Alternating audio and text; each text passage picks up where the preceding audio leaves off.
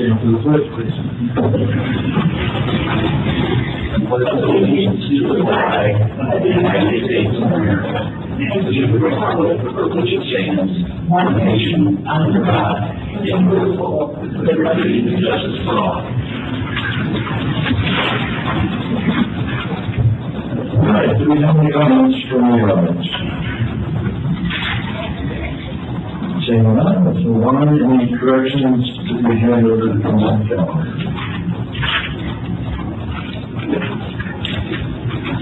Hearing none, and board members want to pull anything from consent for further discussions? Very good. We have a motion to approve the consent calendar and the agenda. Move to approve. Second. Moved and seconded. Any discussion? All those in favor? Aye. Oh, we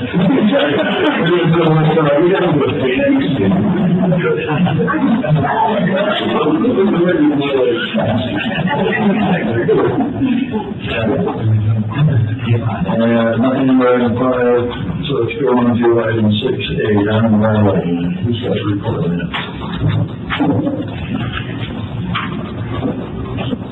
We're actually intending with your approval to end this emergency care and change the action on the agenda item. Kevin, you want to give a little talk about how we came to that decision in the wake of your meeting with FEMA last week? Yes, thank you. It's certainly on the revised notes. For the person engineer. So on December 22nd, we met with Callaway for several hours and went over a preliminary application for funding relief for the August 2022 flood events. The state finally declared an emergency in late November, which led to a flurry of activity for funding applications and potential reimbursement. Those applications are due, I believe, January 23rd. We've already turned that in before the holidays. And that will make the district eligible for reimbursement of expenses incurred at a 75% to 25% match, so we'll cover 25% out of pocket. And for the emergency response, those will primarily be overtime costs, and in addition, our equipment rentals. So we rented a large excavator to clear. We also rented a motor grader, and that reimbursement will continue as we continue to complete activities out there. As part of that reimbursement agreement and eligibility, it's not required that we operate under an emergency declaration. And so that's why we're making a recommendation that we terminate emergency action for Pine Valley Ranch repairs in response to the August flood event. We're also moving into activities where we will be moving forward with potential competitive contracting. That's also what the state wants to see for these less dire or emergent needs. Things like long-term stabilization, on-call cleaning, things like that. So we'll potentially issue competitive contracts for moving forward with that work in the future. But we don't need that contracting flexibility the emergency declaration provides. The current declaration has allowed us to hire contractors without going out to competitive bidding, or supplies without going out to competitive bidding, or equipment without going through a lengthy competitive bid process. So we're not really seeing the need for that. In terms of the current conditions this year, where everything's covered in snow out there, our crews have either been on vacation or at the lake, or on vacation again, or at the lake again. So we finally got into that facility yesterday. Diamond Valley Road was actually closed due to snow until about 4 p.m. on Tuesday. So crews went in yesterday, snowshoed in, started getting equipment out, putting things out. So we haven't laid eyes on the burn area yet. So we'll see what emerges from these storms. There's potential for similar funding from the current round of storms. But even if we were impacted by the current storms, they wouldn't be eligible under this August event because the incident occurred as a separate storm event. So that's a lot. Any questions on where we're at or what's going on up there? Any questions? Just to clarify, so the application, is that secure the funding, or is it just more of like we're in the mix? So we've identified eligible activities and we've submitted those. And so either expenses incurred to date will be submitted for reimbursement, and then expenses going forward, we should be eligible for those because we've identified them. So what are our chances of actually getting that money? It should be, it's not a competitive It's not a process. competitive So it should be eligible. As long as we're mindful and we make sure that the work we're performing is in just direct response to these August events, and we're able to clearly define those, and we've got lots of documentation of those and who's doing what when, they should be eligible. Good job getting it in early.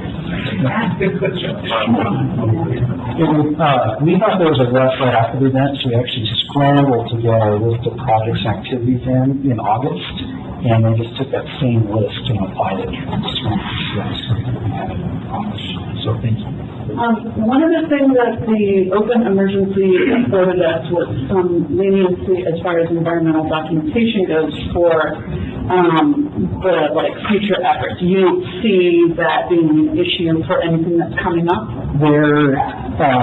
I believe most of what we want to do is we can do on exemptions. Those are things like clearing and burning trees, working on existing roadways, working on existing pipes, working on existing ditches.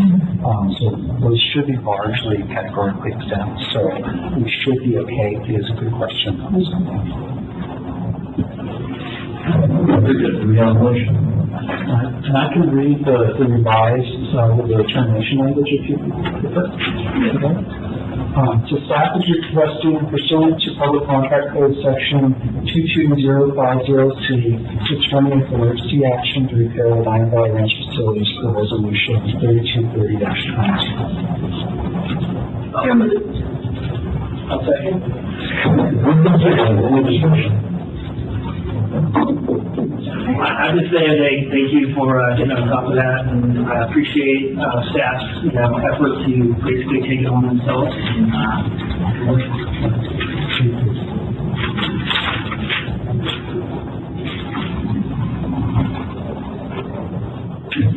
Thank you, Trevor.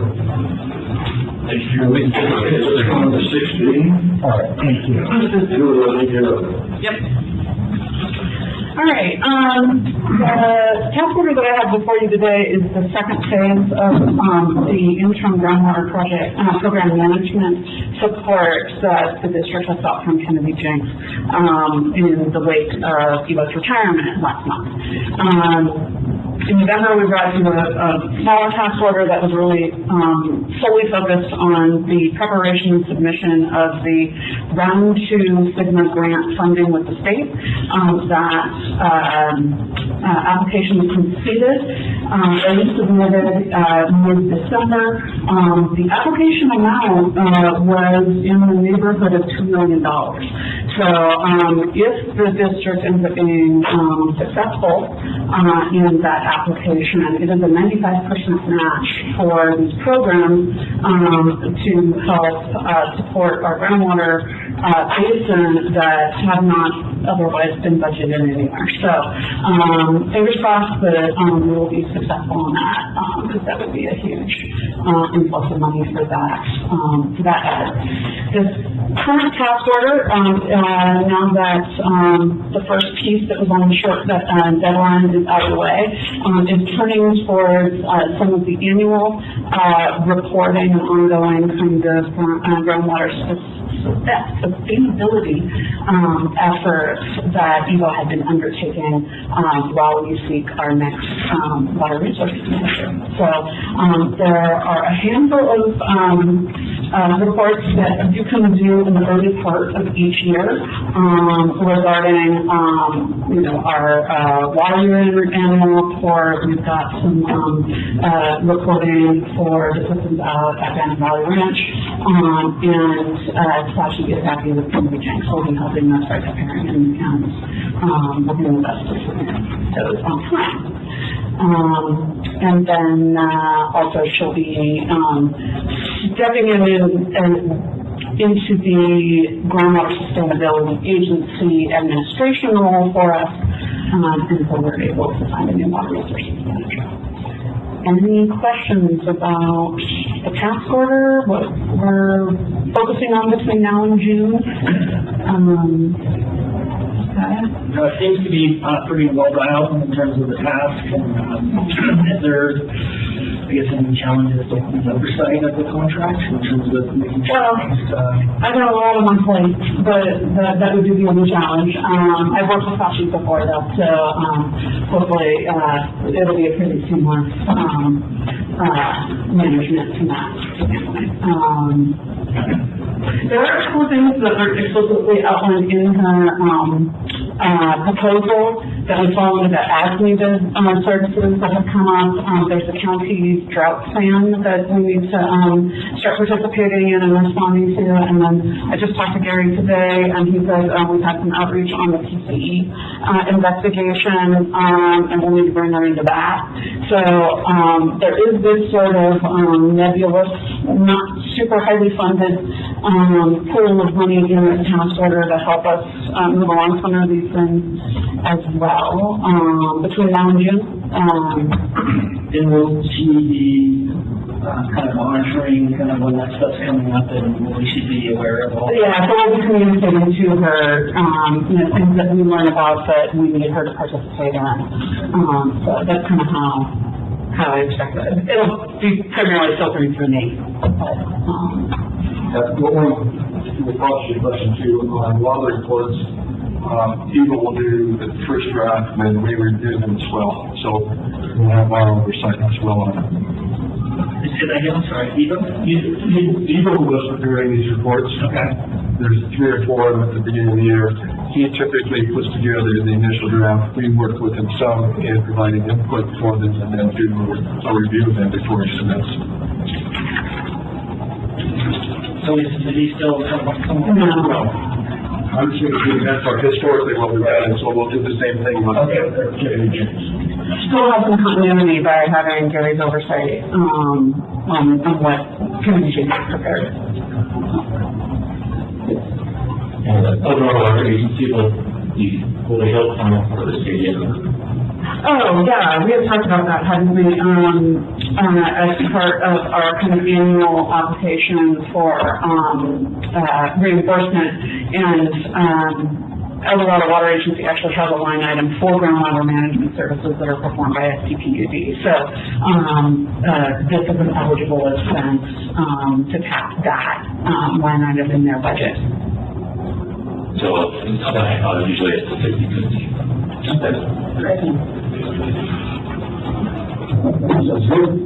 Let's request the board to. All right, I'm requesting that the board approve the proposed scope of work from Kennedy Jones to provide consultant support services and authorize the general manager to execute task order number 15A in the amount of $153,683.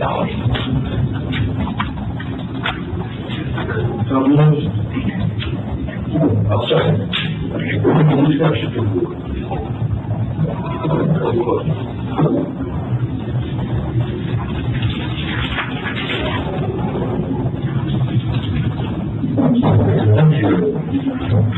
All right, let's go to item 7, and our committees. Let's begin with, if there are any reports from the prior committees since our last meeting. So, keep going.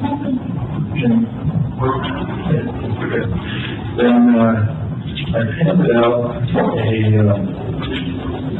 proposed roster for the committees, and so I'd just like everybody to take a moment and look at these.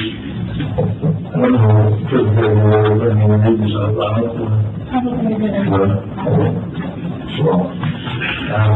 What you'd like me to do? I would like you to. Okay, so for the 2023 calendar year, the standing committees, our executive committee, President Peterson and Director Ronzo, finance committee, President Peterson and Director Haven, water and wastewater operations committee, Director Ronzo and Director Haven, system efficiency and sustainability committee, Director Ronzo and Director Exline, ad hoc committee, We've got Lakeside Park Associates, which will be Director Sheehan and Director Ramos. Workforce Housing, Director Ramos and Director Exline. Organizational Structure, Service and Efficiency Committee, Director Sheehan and President Peterson. Tahoe Negotiations, Director Ramos and Director Exline. Our liaisons for the 2023 year will be Alpine County, Director Ramos. AQUA, which is the Association of California Water Agencies, we have President Peterson. CASA, the California Association of Sanitation Agencies, Director Ramos. El Dorado County Oversight Board, Director Sheehan, and Director Hughes as the alternate. Paul Hughes as the alternate. City and County Fire Departments, Director Ramos. El Dorado County, Director Haven. City Council, Director Exline, and then our board appointed representatives, El Dorado Water Agency, President Peterson and Director Sheehan as our alternate, and AQUA JPIA board representative, President Peterson, and Liz Kaufman, who is our HR director, will be the alternate. Is it okay if I have a suggestion? Yes. I'd like to include Nick as an alternate on the city and county fire departments. We probably participate together somewhere tonight, just want to meet there. So, yeah, see, on board on that. Okay, let's make that change. Did you put it on? No, hey, Any other changes? I just point out, I did it in constructing this, I eliminated one ad hoc committee. I feel like, oh, sorry, one second. I eliminated an ad hoc committee. We had a solar and community power committee, and, which was run those some excellent, and I just figured out functionally equivalent to the system efficiency and sustainability committee. So I just eliminated ad hoc. And we had discussed that in subcommittee as well, because we did, basically the solar committee was really to get the solar projects online, so now that it exists, it makes sense to do it there. I had one comment, or maybe a question. Under the ad hoc committee, number 3, the organizational structure, service and efficiency committee, is that intended to be for a specific task with a limited duration, or is it ongoing, depending on whatever comes up that needs to be addressed? I think it's the latter. That's how I understand it. If it's the latter, it probably should be a standing committee then. I think I have no objection to that. And Kelly, do you have any objection to moving that up? Standing committee. Make that a standing committee.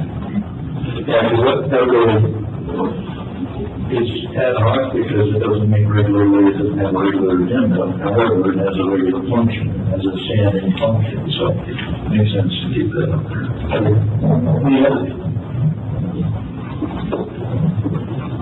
Okay, with that, now, can you make those changes, please? And I'll email this out to the rest of the board, once we change the name. Great, thank you. All right, let's move on now. Board member reports, item A, let's start with Kelly. I wanted to thank you for picking me up, because I felt so I couldn't get here. Very welcome. And hopefully it can be helpful. No real report. I did get when that, California is going to fund the acquisition of LiDAR, which is basically a nice remotely sent data set that would be helpful for places like Valley Ranch. So, just looking forward to that. It'd be really helpful for resource planning and things like that, so. Very good. Congressman, my report is, I made a request to John that we through our liaisons and various, emergencies, services, liaisons with agencies and companies, that we pass on the input that their emergency announcements should not include a link to the website. Very simple. I just got one of those in Colorado County, hit beat on my phone, I looked at the thing, there's no information in there at all to say what the emergency is, and you have to click on, well, I didn't have it. So I have no idea. And I'm thinking, emergency announcement like this, and if we were going to send down the street, we got to think about this too. They got to be simple and short and not include internet links. So, that's fine. If you didn't put the link, you was gone nowhere. It's a way, yeah. Like that. Yeah, very helpful. Literally does the same thing with their audience. You know, so if my power is out, all I need to do is get on the internet and find out something like, well, my power is out.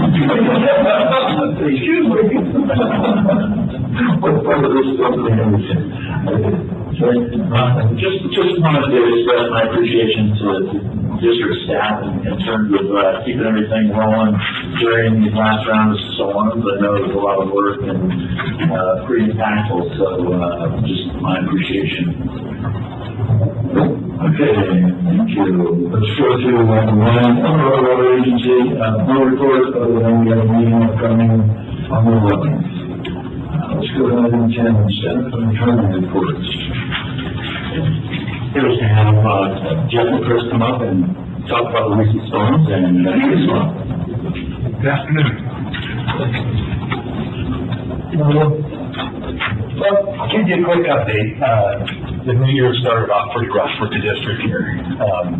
It started last Friday night when the rain was going all day Friday into Friday night. And our problem started out at Fall Leaf. We got inundated with a lot of I&I. And I had guys out working until about 1 o'clock in the morning. Then I got called again at 4 o'clock in the morning, and it was all hands on deck. We had a lot of I&I out there, and the system just couldn't keep up. We had to take camels out and start running camel loads out of our stations.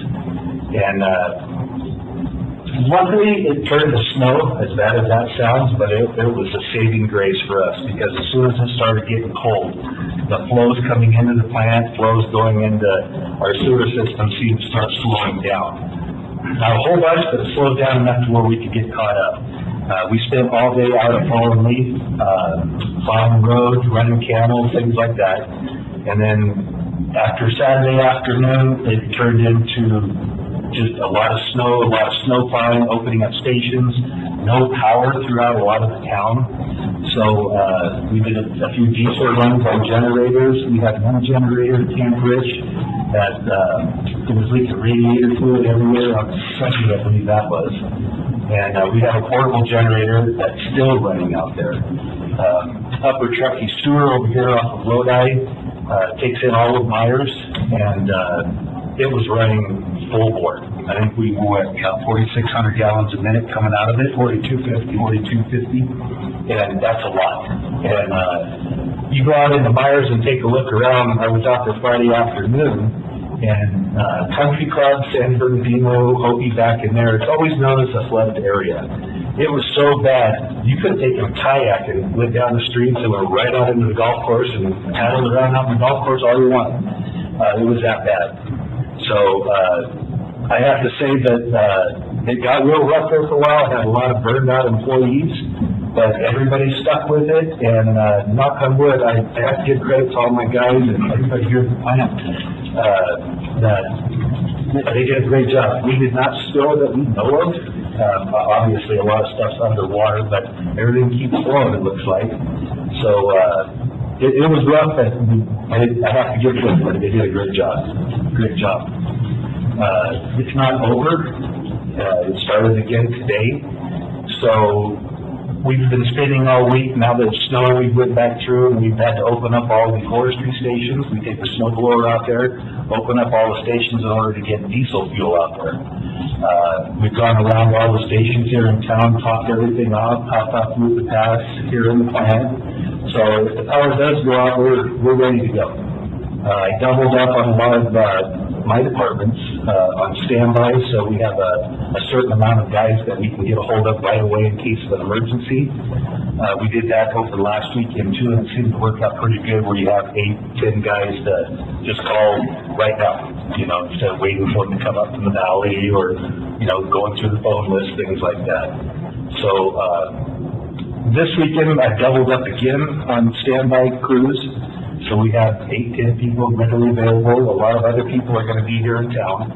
So we're just going to take it as it comes. The snow, it's going to be a lot of snow plowing.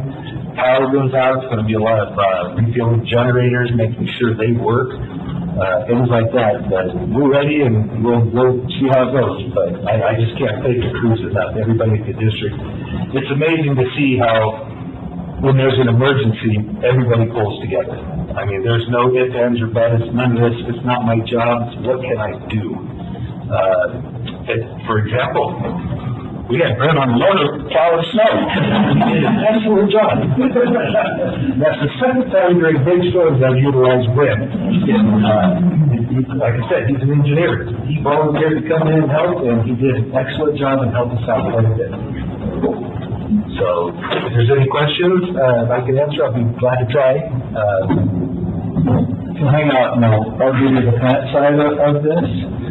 So he has the collection system, and then we do the treatment and export. And so I actually have some numbers. On Thursday the 29th, our inflow flow to the plant for the day was 4 million gallons, 4.01.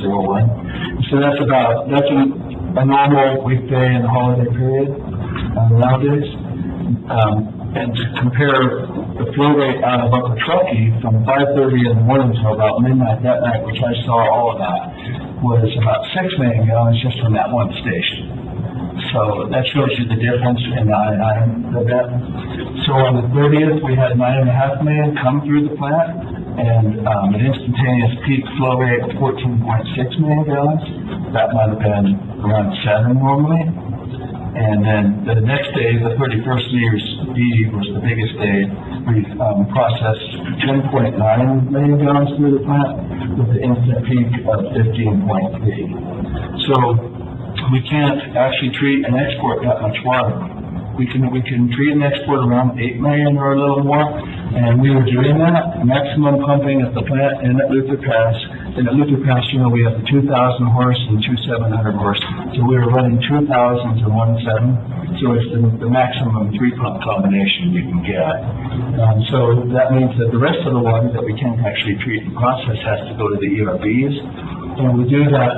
Unfortunately, the only way to split flow that way is to send primary treated water up there, so it hasn't had secondary treatment, not fully treated. Usually when we use the ERBs, we do some fully treated water up there, filtered and secondary treatment.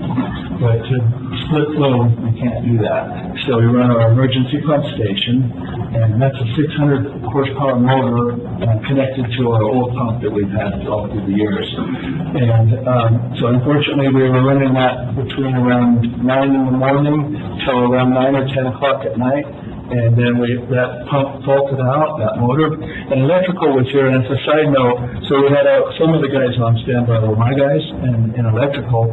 So Jared and Ronnie, those guys worked 33 and a half hours straight through this event, from New Year's Eve morning around 6:30 till something like 4:30 New Year's Day. And we actually didn't leave. We had Chris set them up a place to stay at Motel 6, but the power went off there. Plus, we never let loose of them. They were still doing activities, so they stayed here, hung out in the office, and got some cots from here and tried to lay down, and then we called them out again. So we basically worked that whole run.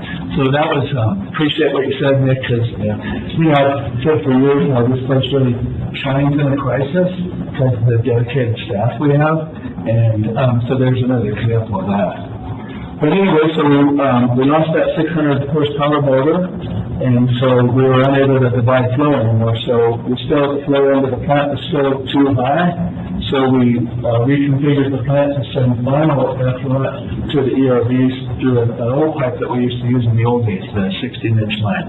And we can run about 11 million gallons a day through that. And at that time, with the snow, it turned to snow around 10 in the morning, but the flows didn't start dropping off till like midnight that night. But they were diminishing enough that we could pace the influent flow with that pump and that configuration. So I think we put somewhere between 5 and 10 million gallons up in our 2 ERVs, and we put the primary in one and the final in the other, and we're bringing that back now. John, I have to correct, we're not quite done with that. The level's showing 0, but there's still water coming out of the pipe, so we're still finishing that up. But the thing about the ERVs, it had like 3 or 4 feet of snow in them. when the rains came and started melting all that snow just like it does in our system, and then all that water normally just comes automatically back to the plant, so we always maintain our storage volume up there. Well, when we had the inflow flow so high, the first thing we do is turn off that return, because we don't want that on top of the inflow that we're trying to manage. So I don't really know how much water that was, that snow and that rain up there, but we're bringing all that back along with the effluent. So then, yesterday, we contacted Pack Machine, which actually is using the same pump combination and system that Trevor was using at Alpine County a month or two ago when we drained the reservoir out there. We had those guys rush that stuff up here yesterday, and we're working on it right now, actually, doing the final touches on installing that to replicate the loss of this pump, the motor that we lost, so that we can again split flow in the future and send it up to the ERDs, using these two pumps that should pump around 10 million gallons just by themselves. So we have generator backup for those, and so that's going in right now as we meet. And we'll ride those until we figure out what we're going to do with the emergency pump station. But the plant, we filled up all of our volume, all our storage and treatment, and then we've actually recovered all of that now. We pumped it all down. We're about as good a shape as we can be coming into the next round of waves, which I think Steve was sharing that next week could be another wet one with high snow levels. So we'll just keep pushing on, but so far so good from us. I would like to add one thing. Trevor is correct. I did run the two guys from Alpine County and brought them up here for all day Saturday. And they were tremendous help. Does anybody have any questions for you guys? Yeah, I'll start. I'm sure we've got a number here. Inflow and infiltration. I assume most of this is the inflow for the first time, right? So there are a bunch of kind of perennial flood problems in the city, the cul-de-sacs that are just filled with water, and I'm assuming that we have manhole covers down there, and the water flowing into manhole covers are possibly some local citizen or maybe an official is popping a manhole cover and draining those intersections into our sewer. And, we gotta pump that water up on the roof fast every gallon of it. And that's not the most cost-effective way to deal with stormwater. So I'm wondering, do we have any kind of liaison with the city, or I'm assuming city and county where, wherever these dead-end food problems lie, but it seems like we need to have some kind of a discussion with the other local agencies that handle stormwater, to handle their stormwater without dumping it into our sewer. Over the years, we have. This has been ongoing, for 30, 40, 50 years here at the district. There's only so much that they can do as far as getting drainage in per year. It's not as fast as all of us would like to see. But one thing, there's a couple things here. Each year I'll contact the city or the county, like people that I know, and we ask that the plow drivers, when they're out driving around, if they notice people doing something weird, like popping a manhole, or they see a cover off, something like that, to notify us. And they've been pretty good over the years at doing that. You're absolutely correct. We've caught people, we've found manholes that have bolts in them, where the lid's just that high, you can't really see except you start seeing water going. And we've had people over the years, very few, call and let us know. And what we've done is, the old manhole covers used to have the pickles. Remember those? There'd be two pickles of just half-inch, three-quarter-inch hole. So we used to go around back in the 90s and put quartz in them. Well, that's not efficient. So over the years, we've gone back through and we've tried to replace all of those manholes, which we've knocked out, I would say, almost all of them. There may be a few out there we don't know of, but with going each year and doing the TVing and the hydro, we've managed to knock most of those out. When we have found somebody doing that, we've gone back through, and the bolt-down manhole covers, they have bolts in there. And sometimes they stick up a little bit where, the plow's gonna come and knock them off, or they freeze up and they're, you're out there torching them to get them off. So what we've done is kind of old school, but it works really well. We've got things called tack rope lid. We tack welded in 2 different spots. I know it sounds kind of funny, but it works great. Nobody's gonna get out there with a sledgehammer and be banging on a manhole cover in 6-8 inches of water trying to drain it. So we have worked on that. But I do know that there's a lot of people in that country club, San Bernardino area, throughout Myers, wherever it was, and the city, that have sump pumps. And to be fair, a lot of them do go out to daylight. But also, to be fair, I know that there's a lot of them that go right into a sewer level. We've heard about them, people have seen them, things like that. So it's a slow process. It's not going as quick as we want it to go, but we're trying to do everything we can with the availability of what we have to fight it. That sealant stuff that you had provided with me, I want to see that take off. We want to give it a try. Yeah. There's some concerns to see, is the manhole going to be able to be popped off, or is it going to pull the ring out? Because it's basically glue. We have manhole hats that you put inside there underneath the lid, and that prevents the water from going into the sewer. It'll just stay in that hat. I asked Ivy that we need to start ordering more of those and start having a better program as far as out in my meadows. You drive by Sawmill, out by the country club golf course, it's like an ocean out there. Over here by the grocery store, you don't even see half of them. And then when you try to raise them up, people don't like seeing a manhole that's 3 foot off the ground. And that also causes more of the floods. It's more of the danger of trees or chunks of ice, things like that, hitting them and dislodging them. We've had that happen a couple times too. So we are fighting with it. We are trying to make headway on it. But you're correct. If we, in a perfect world, if they could go around in the city and county and have the drainage system that we need up here, I know we would see a tremendous difference in the I&I. Our system is not airtight. I'm not going to sit here and try to say that it is. We all know that that's impossible on any sewer system. But formerly, in 2017, if you remember, we had a big storm like this. And we had a lot of I&I out there again. And we went back later and did some smoke testing. Well, it looked like there was a fire going on out there when they did it, because there was no snow on the ground. There was just smoke everywhere. So we identified some things like some broken laterals, stuff like that. So what we're going to do this time, when these storms calm down, evidently it's easier to smoke test when there's a little bit of snow on the ground. It kind of isolates where it comes up. You can see it a little better. And I got a feeling from the fire, after the fire, we built a couple sewer laterals at my Stanford camp, with the little cabins up on the hill. All those laterals are pretty much above ground, or they're only buried about 6 inches because it's all rock. There was a couple of those laterals that we were aware of that were broke, and the customers fixed them. I've got a feeling that we need to smoke test and really go over and kind of pinpoint some more of those laterals. I just think a lot of that's coming from there. Plus, we need to do some upgrades, I believe, out there. One would be, to get the electronics where maybe these stations pump at a different time instead of all together. We only have a 4-inch force main, I believe, out there. And it's just a bottleneck. They built bigger houses out there now. I think there's it's not like a apartment building or condo type thing out there by the marina.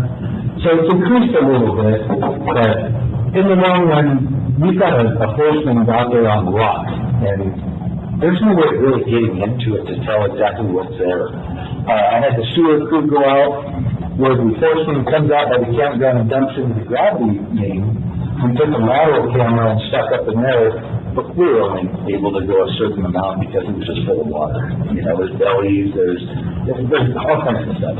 But we're chipping away at it. Unfortunately, we're only able to do a certain amount, limited gig season, things like that, limited money. But we are chipping away at it, and it's a struggle in a minute. It's a big struggle. And if I could chime into procedurally what we do, like in the moment when it's happening, we see today that we will actually send people out cruising the system looking for sources. We did that at one point during this. And actually going to other previous trouble spots where we had manhole issues and things, We ended up, at the country club, checking one over there. And so we're actively trying to find that, right? And what we'll do at the end of this, after this is all over, like we do in most emergencies or situations like this, we'll get everybody together, including line-level people, and do a debrief, and actually discuss and hear what anybody knows and observed, lessons learned, what worked well, what didn't work so well, and put that all on a list and try to mitigate that and remedy that in the future. So we probably don't know all that we don't know yet because we haven't had the meeting, but that will be really helpful. And we'll be able to say like, well, we do this and we try to tighten things up and we respond to the, with our experiences and things. And so we'll do that again now. And you'll probably see us coming to you guys more. I talked about it in the past. We don't really have a lot of spare pumps and motors at our stations. Back in the day, there was this belief that if you left a pump or motor sitting, the shaft would eventually warp or something from sitting on its side without being rotated or anything. I've done some checking with some pump and motor places, and we can have pumps on the shelf. And just have, when the guys go out to do their pump runs daily, we can have a PM or something where once a month they go out and just rotate the shaft. And the only thing that you have to worry about if you don't rotate the shaft is it sits on one point of the bearing. And by sitting on that bearing all the time, it can flatten out over years. So, and the lead time that we're seeing for pumps, motors, just about anything big, we're talking weeks, months to get some of this stuff. So I sat down with Jeremy, pump station supervisor. We talked with John and come up with some lists and some pumps and motors we'd like to have as spares. So we'll be coming up to see you more. We're trying everything we can to try to have a backup with everything. Yeah, I guess the other way, if we could quantify, info, this wouldn't be such a big problem for us if we were being paid to pump that water. If we were being paid for this, to help the city with their stormwater problem, and we can pump it out of the basin, and our power costs have gone bananas. So this isn't a trivial issue. So really, the city and the county should be engaged. They're not gonna, I see the first eye is kind of on them. The second eye is on us. So, maybe we can get some cost sharing for the power fund. Our power costs alone, just to cover the inflow during these storm events, then it wouldn't be such a big deal. One other thing I'd like to share, just to not lose track of, is, we spend all this effort and money on reliability in this agency. Well, those ERBs have totally done what they're there for. This is, I think, from my experience, only the third time since 1977 that we've used the ERBs with primary effluent to split flow that was too much to handle. And the last time before now was 17. And we had flow rates on 2 consecutive days of 12.6 and 12.7, and in midweek in February. Not a holiday event, anything like that. And so we did 10.9 this year, 12.7 those years. So we did better, but those ERBs had saved us every time, to have a place to put this water. In 17, when Oroville was having their issues down there, and, the whole state was having problems, we only used half of our storage volume there. So it's cool to note that our backup systems and the money we've invested on this stuff is actually giving us a return. I read an article in one of the papers there that I think the governor's declared an emergency, state of emergency. I don't know if it's from the last storm or the one coming up, but that's something we may pursue too, also to recover some costs and things like that. We're tracking all of our costs in ADP and the CMMS, to actually track this, and I heard Paul talking about it actually right at the beginning of this meeting, so we'll see if we can do something with that. In 17, 18, that storm, the declared emergency, I think we recovered probably close to $100,000 just in diesel costs. So, Altogether, way more. Fire truck was like around 600 altogether, but we had equipment failures here in the plant and stuff. yeah, the total. Yeah. Just want to say thank you, and thank you to staff for really putting in the hours and extra effort, including Shelley, putting out the press briefing on, basically trying to get people's awareness of like, hey, stop popping manual covers, et cetera, that kind of thing. I guess the one question I have is really, I'm imagining, we've gone through several of these storm events, whether it's 2017 or now or whatever. There are some great kind of forecasting tools that are available to us, and so we can do some pre-planning, and I'm sure tomorrow with John, so like the sandbagging and some other things that we can, put in place to avoid, inundating pumps or whatever to help us, maybe mitigate the situation just immediately. Hopefully you guys are looking at that and looking at some of that data that's coming in, and helping to perform some actions on the ground, especially those areas in our country. I guess, those pinch points, I'm wondering do we have a pretty decent inventory and understanding of where, these areas are chronically inundated? These storms are going to continue that. We have a pretty good idea. We know when it rains a lot, the first place we're going to do is fall in. Yeah. Bellevue Pump Station over here behind Meeks, when the Meadow floods, comes right in the front door of Bellevue Pump Station.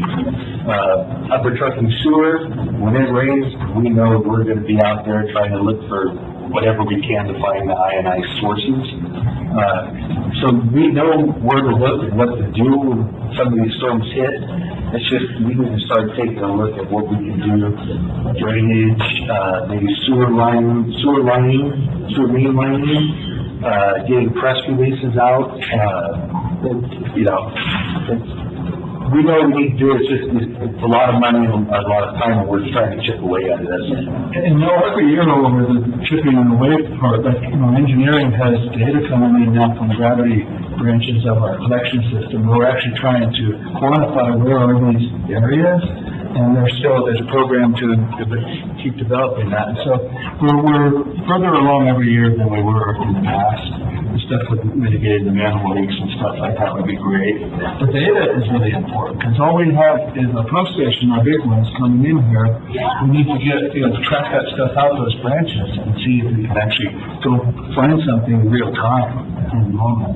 That's what I'm doing at is really, we're starting to develop the data, we know what the pinch points are, we know that there's issues with stormwater mitigation, that perhaps we can get after some of that climate action money that's coming out from the state. There's billions of dollars that are available, and so I'm wondering if we can include that CIP this year. It's become good on the list, and it seems to me like we really need to start preparing in the future. Like this is going to be part of our regular capital improvement program, is finding ways to mitigate these events that are not to stop. Yeah, that's climate resilience. I mean, you're basically modifying part of your system to respond to now what's coming, the new normal of weather events and other things, and change right on. I think there's a lot of funding out there now that is a different channel than maybe we're used to going after. So, as you package some of that stuff up in terms of those, like you said, the Bellevue pump station, like maybe you need to harden that facility, something different, that goes on that resilience list. And we can get a pretty healthy list going. I think there's a lot of opportunity out there now, and we can help to pursue that. Yeah, so it's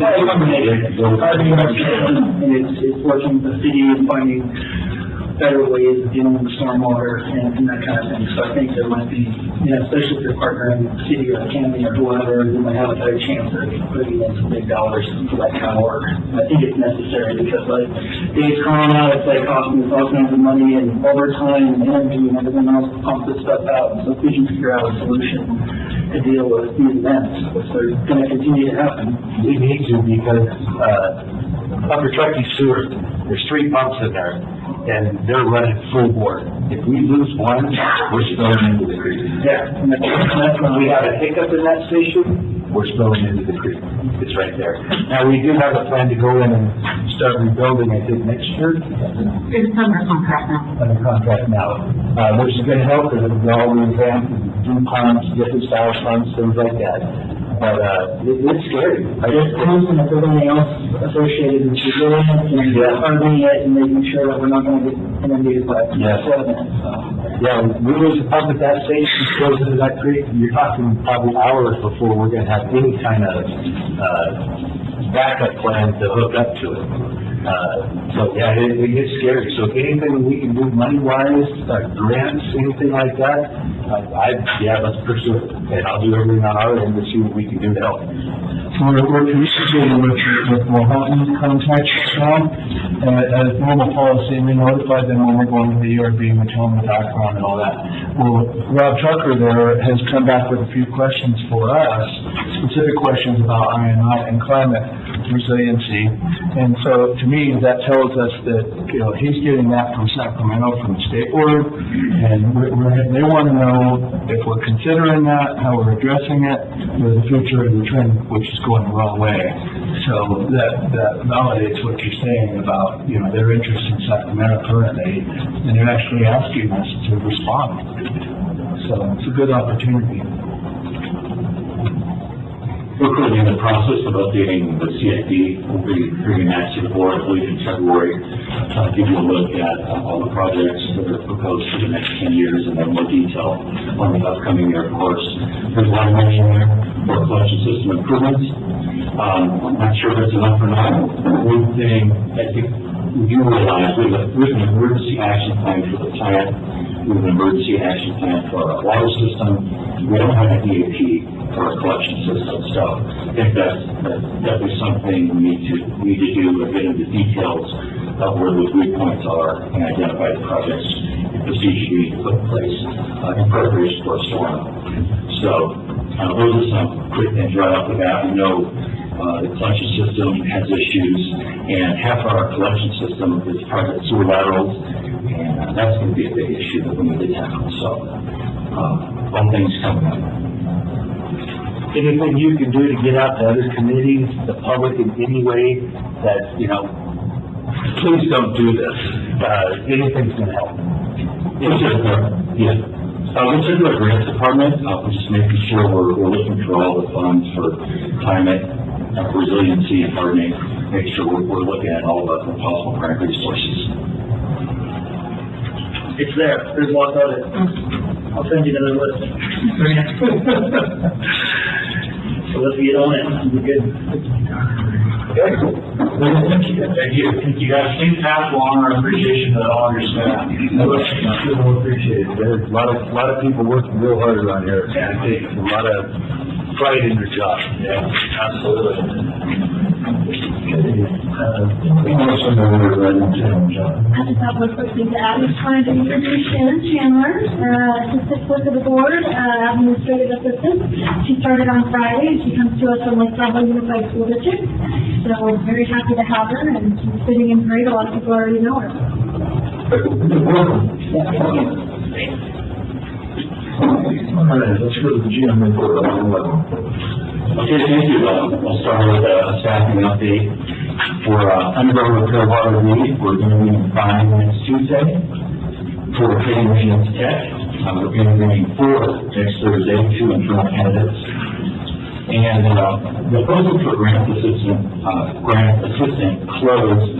We did get a huge response, so we're expecting to go back out and expand our advertising for that position. So we think that's going to repost here probably tomorrow. And we do have open postings continuing for electrical tech, water resources manager, and senior associate engineer.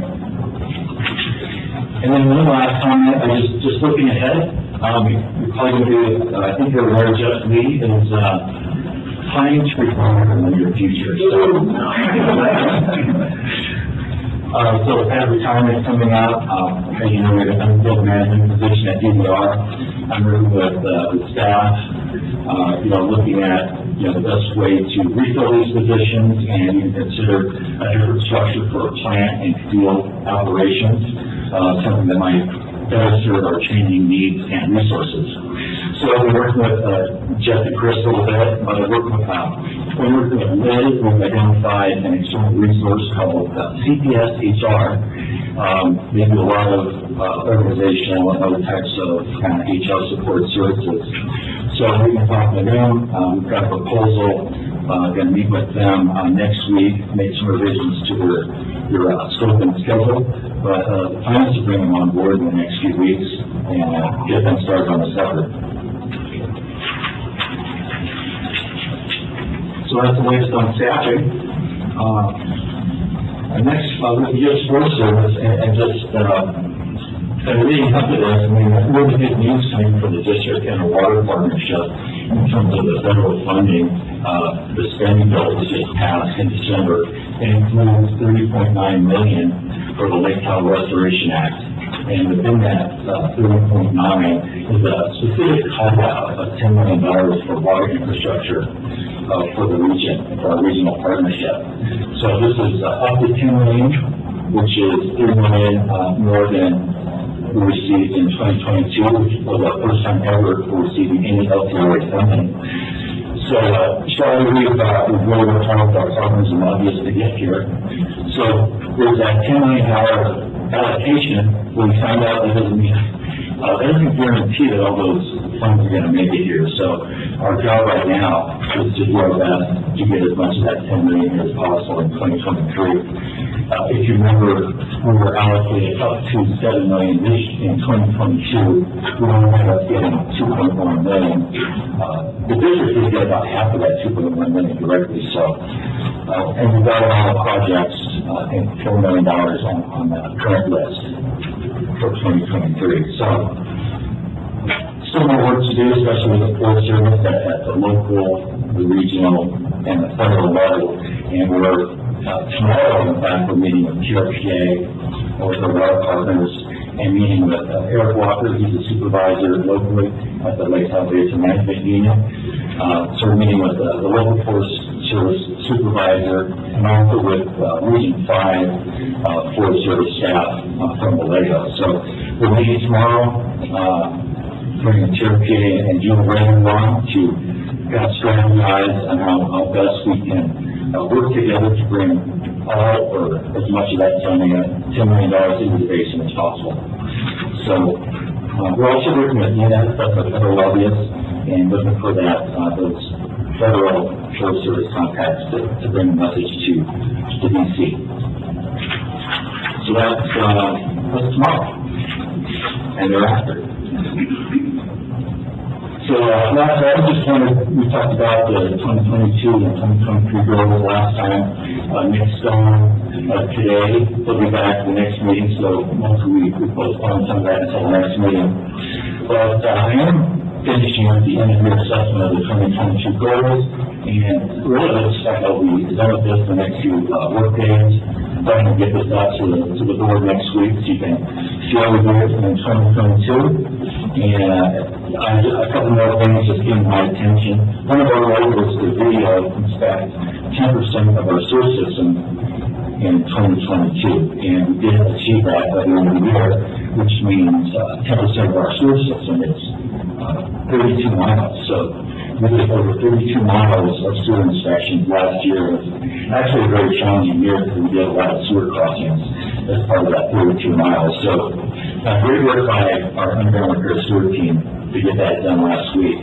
And also customer service, one of our goals was to increase paperless billing and email summons by 10%. And this was achieved last year. So again, great work by our very new customer service team. And so anyway, more to come with that end of year assessment by the end of next week, let's say. And looking forward towards the 2023 goals. I'm planning to send something to the board the following week, the week of January 16th, for you to look at, something to start with, get you thinking about where your goals might fit into all of this. And then we can discuss this on the 19th. You can follow up with me in person, email, a phone call, whatever, in the following weeks or prior to that. And then that first meeting in February, I can make revisions and bring that back to the board on February 2nd. So that's kind of my thoughts at this point on the 23 goals, if that works for the board. Thank you. quick question, I guess, for the U.S. Forest Service needs, we don't really have a liaison for U.S. Forest Service, but, any board members, would it be appropriate for a board member to be at the meeting if they want to be at the meeting? We haven't had board members attend those in the past. I don't think it would be a problem. And I know Shane has a great relationship, or past relationship with the current supervisor that can be very helpful. So just about maybe bring this back. Shane, your thoughts? Yeah, I think it's a great point. This meeting is to ask them who we should talk to get more money. So I would love to pull the board in when we figure out who the right people are at the region, at the federal level, to have our elected officials. That's my recommendation, but you're always welcome to attend a meeting now. This is a brainstorm session. If the board is okay with this, not only get the rest of it back on the agenda, if we could add all the liaison to U.S. Forest Service and put Shane on it, that would be great, and then Shane. Takes a while. I think I'll force to speak. I think I'll do that in the past. All right. Thank you. Okay, and then that's it, we'll see meetings and coaching and, Some of the follow-up backup work and bring you a good time. very good. All right, those are past future events, are listed. The only thing I would add, John, if we could schedule an executive committee meeting sometime the week of the 16th, that would be good. And I'll work with you on the agenda for that. Okay. And then, if there's no else, let's adjourn for closed session. We are out of closed session, we have nothing to report, and our